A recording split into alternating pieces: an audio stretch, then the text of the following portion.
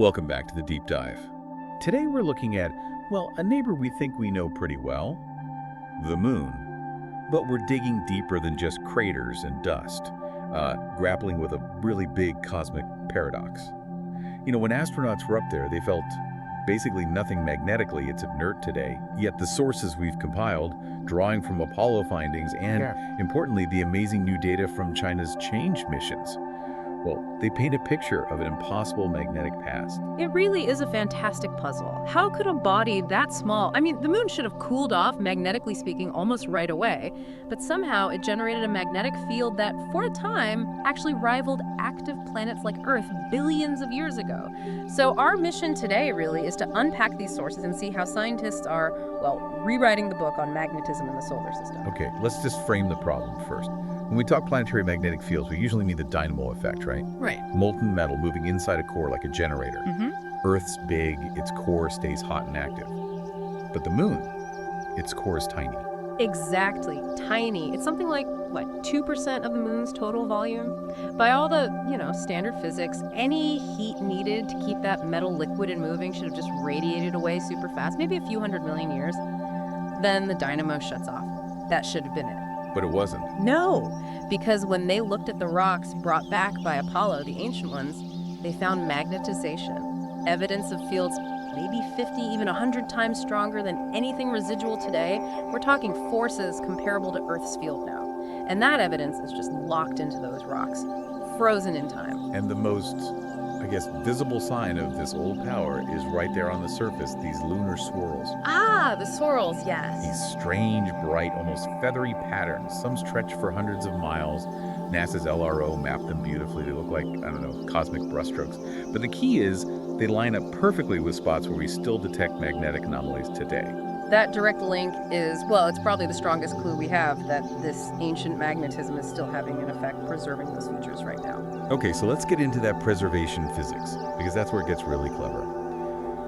Why are those specific patches, the swirls, so much brighter than everything around them? What's the magnetism actually doing?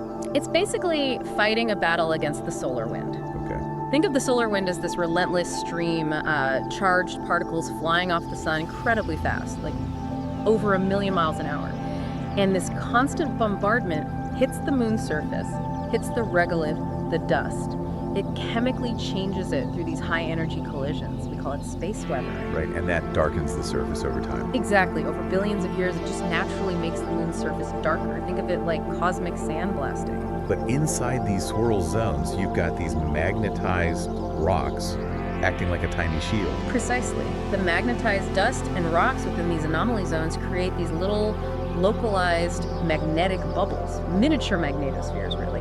And these bubbles manage to deflect some of that incoming solar wind, enough to slow down or interrupt that space watering process right there. Ah, I see. So the areas protected by these little magnetic shields keep their original brighter color, while all the surrounding unprotected stuff gets weathered and darkens. Like a natural time capsule. Yeah, preserved by an invisible force field. It's pretty incredible when you think about it. Okay, so that preservation makes sense.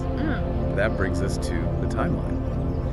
Apollo rocks told us the moon was magnetically strong way back, maybe 4 billion years ago. But the assumption was always that this field faded really quickly. And then along come Chang'e missions from China.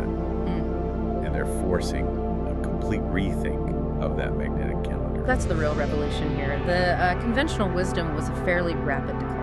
The moon was probably magnetically dead by about 3.5 billion years ago, maybe even earlier. But the translanders, particularly Chang'e 5 and 6, they've brought back samples that just blow that timeline wide open. The new data suggests the moon kept some level of magnetic activity going for, well, over 2 billion years of its life. Wow. Okay, so give us the specifics.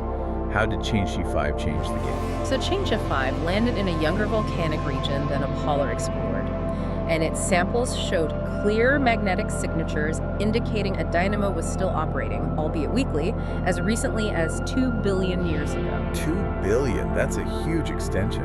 It is. It pushes the known life of the dynamo much, much longer than those simple core cooling models would ever allow. Okay, but then Chang'e 6, sampling the far side, that added another twist. An even stranger one, perhaps. The far side samples, they seem to hint at something like a magnetic field rebound.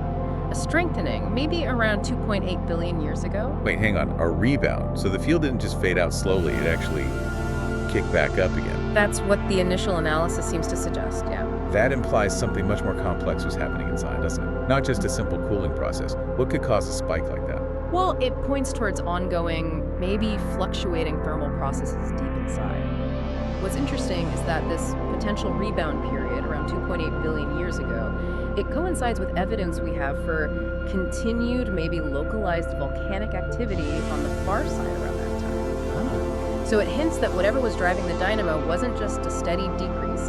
Maybe it was a mechanism that could pulse or react to, I don't know, large internal events or maybe delayed convection currents kicking in. And this really brings us to the absolute core question of this deep dive. If the standard core cooling model is broken, what other mechanisms could possibly sustain that kind of magnetic power for so long in such a small body? Right. This is the heart of the mystery.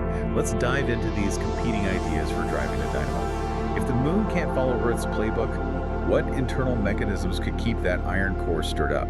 Okay, so for internal drivers, there are basically three main contenders trying to solve this longevity problem. The first two are sort of extensions of the standard dynamo idea. First, you've got the idea of the small iron core crystallizing. As the very center of the core slowly solidifies, it releases heat, latent heat, and lighter elements are excluded from the solid part, making the remaining liquid buoyant. And that heat release and buoyancy could stir the liquid outer part of the core, potentially keeping the dynamo going much longer than just simple cooling would predict. Right, makes sense. And the second internal idea often mentioned involves mechanical stirring? Exactly. Precession. The moon doesn't just orbit Earth smoothly. It has this slight constant wobble as it goes around us due to Earth's gravity tugging on it unevenly. The theory is that this wobbling motion, this precession, could physically slosh the liquid outer core around, kind of shearing it against the solid inner core, if one formed, or against the mantle boundary. So this physical churning could generate the fluid motion needed for a dynamo, even if the core wasn't super hot anymore. It's driven by orbital mechanics, essentially. That also seems plausible. But the third internal theory feels more radical. The basal magma ocean idea. Yeah, this one's really intriguing because it shifts the energy source. It suggests that very early in the moon's history, as it was differentiating, some very dense materials containing radioactive elements, things like thorium and uranium, sank down through the mantle. Okay. But instead of going all the way to the core, they kind of got stuck or accumulated in the deepest layer of the mantle, right above the core mantle boundary. Creating like a radioactive blanket or hot plate at the bottom of the mantle. Exactly like a radioactive hot plate. And this layer would generate heat for billions of years due to radioactive decay. This persistent heat could have kept a layer of rock molten right there at the base of the mantle of the basal magma ocean. The convection within this molten silicate layer, interacting perhaps with the metallic core just below, could have driven the dynamo.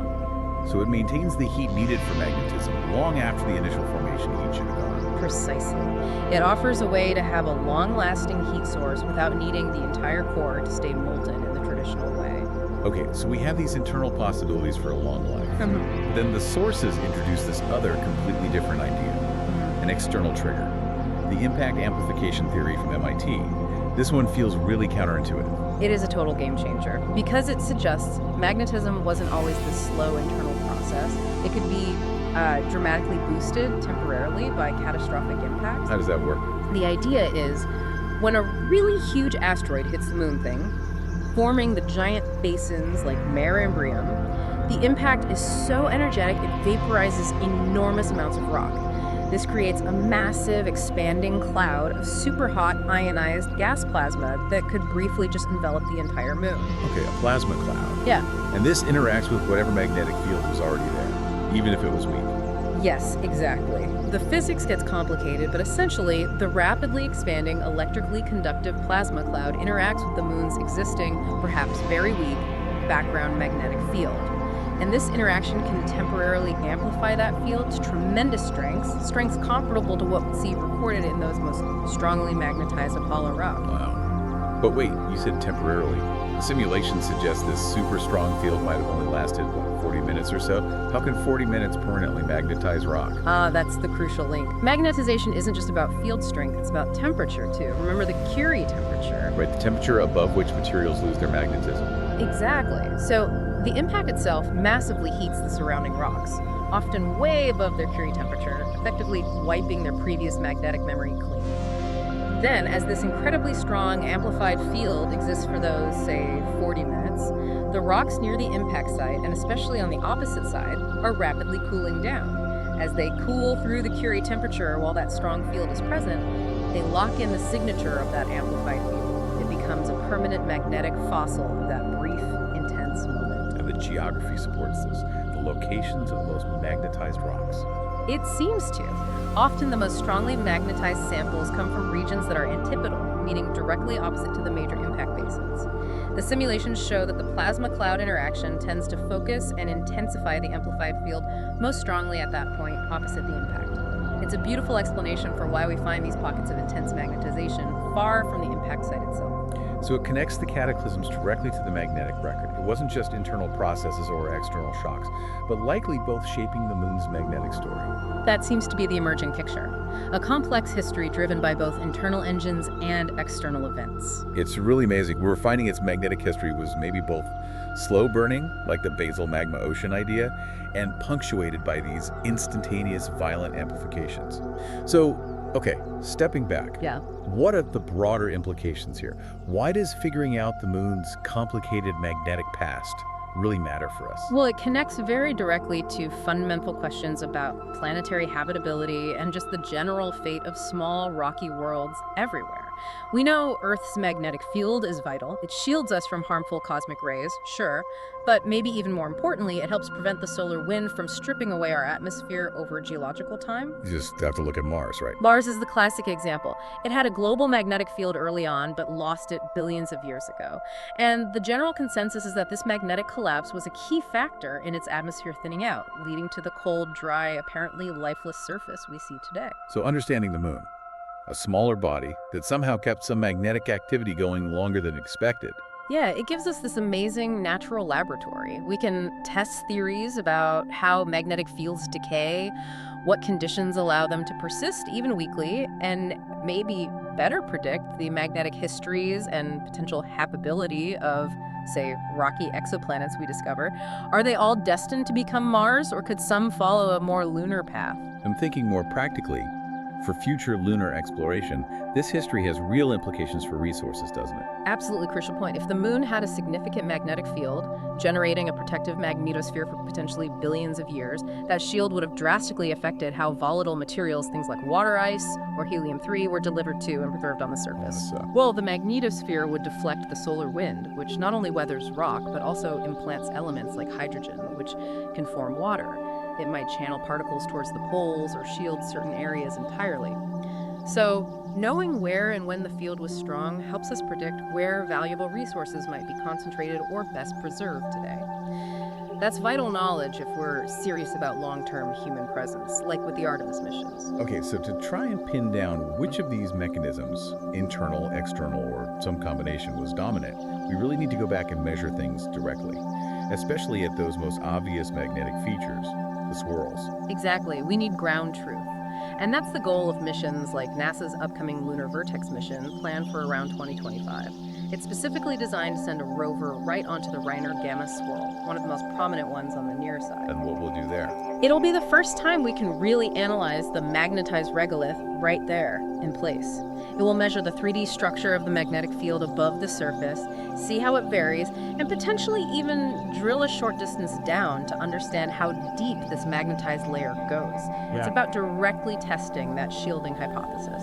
And looking even further ahead, plans involve sampling some of the really ancient, heavily impacted areas. Definitely. Future robotic missions and eventually Artemis astronauts are targeting places like the South Pole Aitken Basin on the far side. This is one of the oldest and largest impact structures in the entire solar system. Formed by a truly colossal impact, right? Immense, over 4 billion years ago. Drilling into the impact melt sheet there could potentially recover samples that recorded the moon's magnetic field right at the beginning, maybe even before the core fully formed, or just as it was starting up. That could tell us about the moon's primordial field and its very early thermal state, really pinning down when the dynamo first switched on. So we started this dive with what felt like a cosmic impossibility. This tiny moon somehow having a powerful magnetic past. And we've uncovered this incredibly rich story, possibly driven by deep internal radioactive heat, maybe orbital mechanics, and definitely punctuated by these violent external catastrophes, these lunar magnetic anomalies. They're clearly much more than just geological objects. They really are. They're like windows, literal magnetic recordings, looking back into the conditions of the early solar system, the environment the Earth-Moon system grew up in, and the discovery that the Moon's magnetic field might have revived, or at least persisted, far longer and more complexly than we thought.